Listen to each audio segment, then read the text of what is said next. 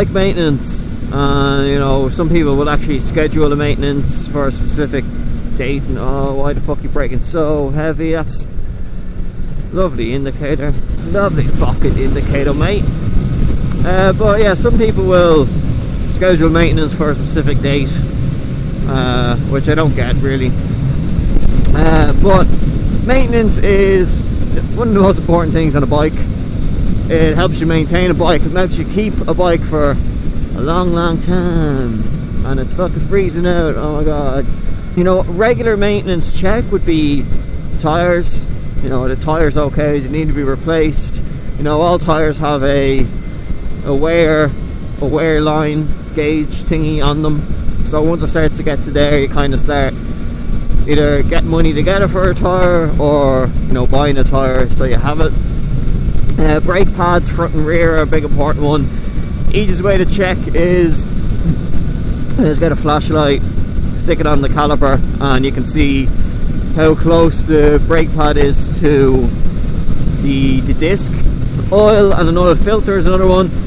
An oil change is different to most bikes. You know, some SMs require every 1000 Ks, some bikes require every 4 or 5 or 3. I know this bike's every like 3,000 kilometers, and the filter is every 4,000, so I just get both of them done at 3,000. You know, this is the best well-maintained bike I have, or I've ever had. So just say something, I do get it checked regularly. Wheel bearings are another one. You know, when you're getting a tyre change, they'll check the wheel bearings. Wheel bearings are not cheap, they're not expensive. You know, they're about tenner each or so. So you have 2 on each tyre or on each wheel. You know, get them checked. Generally, I find that every 2 sets of tyres I have to change to wheel bearings. Once one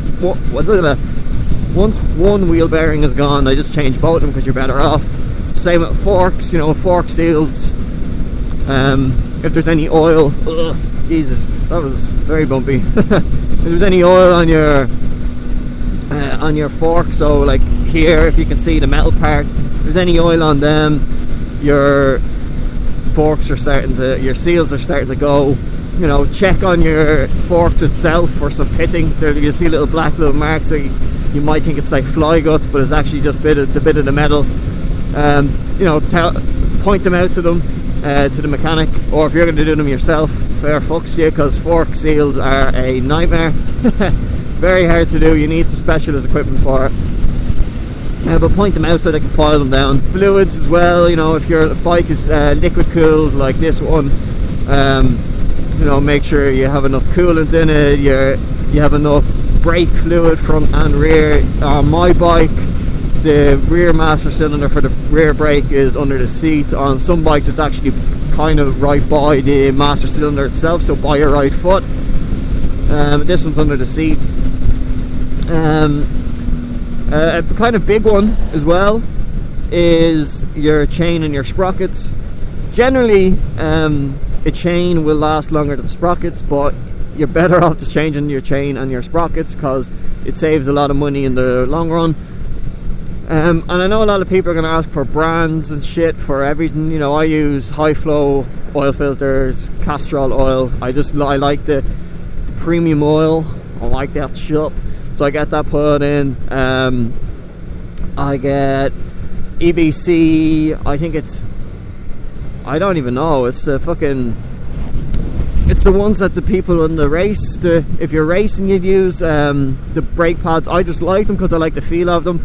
They last a lot longer as well, I think anyway. So I get them in. They're like 30 euro a set or something. So like they're not cheap, but they're not huge amount of money. I don't ask them about fork seals or bearings. I just get the mechanics to put them in. I don't know what brand they are, but obviously they're a decent brand. Chain and sprocket, I'll only go DID. And I know some people are about to say, what about this?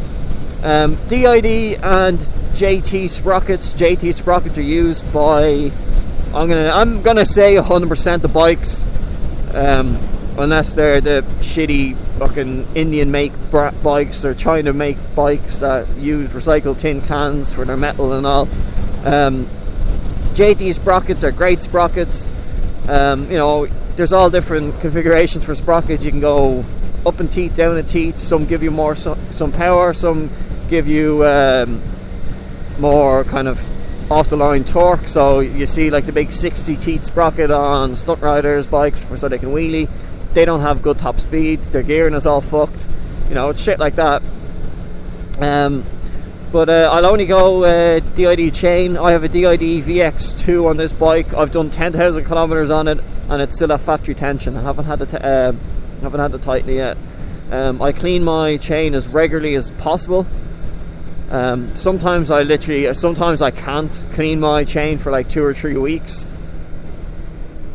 So I do keep it lubricated. They say about every 500k. But once it starts to look a bit dry, I'll lubricate it. But most times I'll clean and lube my chain at the same time. So you're talking about once a week or so. Once a week, maybe once every 2 weeks, depending on how much you drive. You know, I drive every day, so once every week to 2 weeks is pushing it for me. But generally, that's what I do. I've had a JT chain before. I had their super heavy duty gold chain, the 520 link chain. And it lasts about 4,000 kilometers. It was a fucking shit chain. It was about €100 for the chain and sprockets, and it was about €130 or €160 for the DID chain. So that extra like €60 for the chain, fucking worth it. You know, generally with this chain you'll get a few years out of it if you look after it. But that's generally my maintenance. You know, I go through 2 sets of tires a year, front and rear. I seem to use 1 set or 2 sets of rear for every 1 set of front, if that makes sense to anyone. So I use more rear than I do front, and burnouts are definitely the reason why. But yeah, that's a video. Thank you all for watching. Like, comment, subscribe, do all that type of shit, and I'll talk to you on the next video.